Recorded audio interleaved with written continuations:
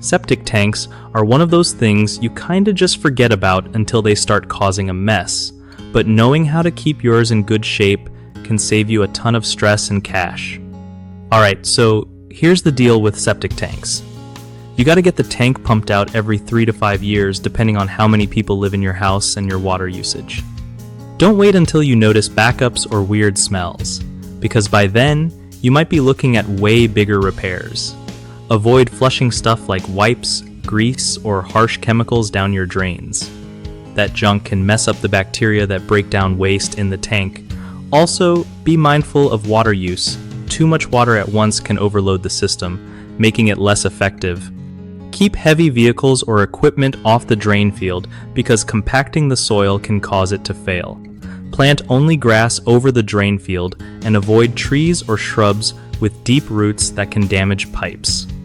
If you notice soggy spots or foul smells near your drain field, call a pro as soon as possible to check it out. Regular inspections every couple of years can catch problems early before they turn into costly disasters.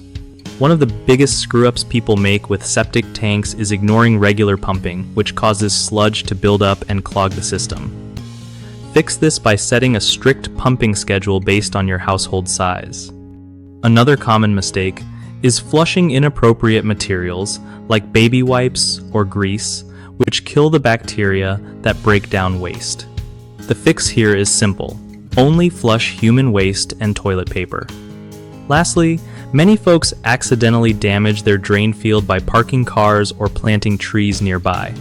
To avoid this, keep heavy stuff off the area and stick to shallow-rooted plants like grass. BigHomeProjects.com is basically your go-to for hooking up with trusted local contractors who know their stuff when it comes to septic tanks and other home projects. Plus, it helps contractors find real work from homeowners who want reliable pros, making it a win-win for everybody.